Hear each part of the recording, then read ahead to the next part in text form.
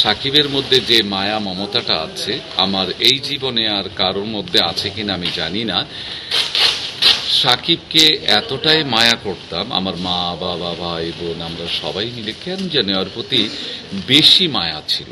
Amit হাসানে villain থাকবে সেই ছবিতে সাকিব হিরো থাকবে, এটা আল্লাহ পাকের অশেষ রহমত। এটা হলো চেষ্টা সাধনা, শুধু আমার না ওরও চেষ্টা ছিল, সাধনা ছিল এবং আল্লাহ পাকের অশেষ রহমত ছিল করার জন্য। এফআই মানিক ভাই ইন্ডিয়া থেকে একটা লোক আসছিলেন, তার কাছ থেকে নিয়ে যাওয়া, সাচ্ছু ভাইয়ের কাছে নিয়ে যাওয়া, তারপরে বাচ্চু ভাই মতিঝিল গলা ঠিক করতেন ওনার কাছে নিয়ে যাওয়া, দাদা ওই যে নানা নানা দাদা নানা নাম যেন কি ছিল ভুলে গেলাম, অমলদার কাছে নিয়ে গেলাম। তারপরে তার শিক্ষা, তার ফাইট শিখাইতাম, সবকিছু মিলেই তাকে তৈরি করা হলো। তারপরে তো সবাই দ্বারা দ্বারা নিয়ে ঘুরা হলো, সবার কাছ থেকে নিয়ে গেলাম।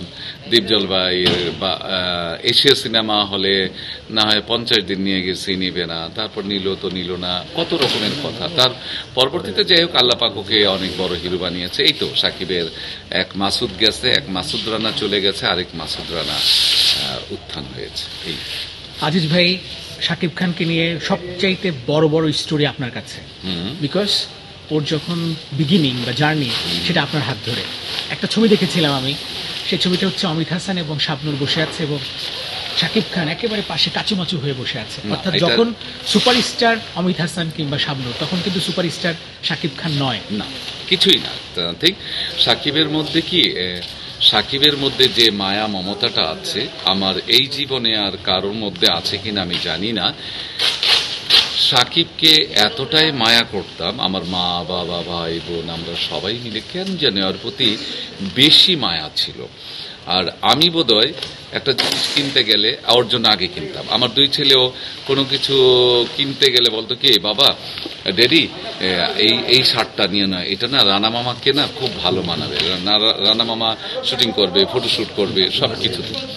তো এই হলো ওর মায়ার কারণে না, যে যেখানে যেতাম না দিনের মধ্যে 2-3বার টেলিফোন করতো, ও করতো ভাইয়া খেয়েছেন কিনা, দুপুরবেলা খেয়েছেন কিনা, রাত্রে খেয়েছেন কিনা, এরকম।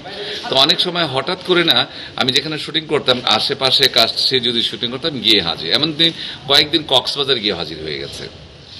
তো আমি দিনের বেলা গান করেছি মাঠে, রাত্রেবেলা গান করব রাতের কথা রাতে বলো, দিনের কথা দিনে, তার চেয়ে ভালো বন্ধু থাকতে তোমার পাশে।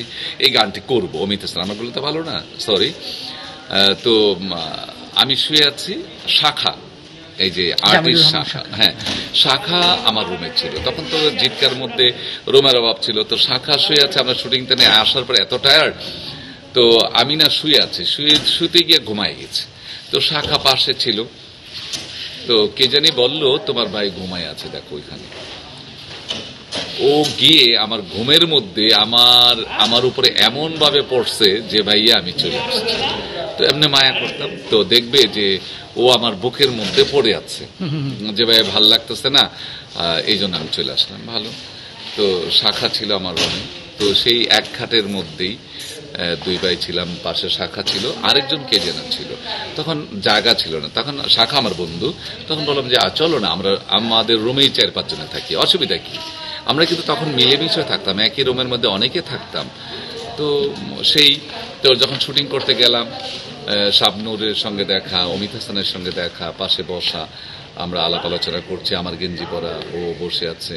তখন আমি বললাম যে শাবনূর এমন একদিন আসবে তুমি ওর সাথে ছবি করবা। তাই নাকি, ও ছবি ওরকে বানাচ্ছেন, তৈরি করতেছেন? বলে হ্যাঁ, ওরও তৈরি করছি, নাচ গান ফাইটাও ভালো হবে, আচ্ছা ছবি উঠাও। তো ছবি উঠাইতে গিয়ে আমি শাবনূরের পাশে যাইতে বলি, ও কুচি মুচি কইরা শাবনূরের পাশে গিয়ে বসছে। তা আরেকটা ছবি দেখবা অমিতকে এরকম ধরে আছে, অমিতের ওরকম করে আছে। তো অমিত এবং শাবনূর খুব আন্তরিকতা দেখে, যেহেতু আমার ভাই সেই হিসাবে ওই ছবিগুলো উঠিয়েছিল।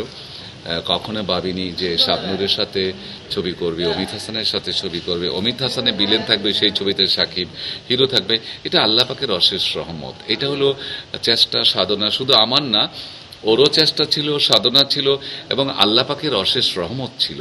এই জন্যই আজকে সাকিব খান। আর সাকিব খানের চেষ্টা প্রচুর ছিল, ওর চেষ্টা এরকম চেষ্টা যে করে, যদি সাকিবের মতো না হতে পারে, সাকিবের মতো হতে না পারলেও সে সুপারস্টার হবে। যদি সাকিব যে চেষ্টা করেছে এই চেষ্টা যদি যে কোনো হিরো করে।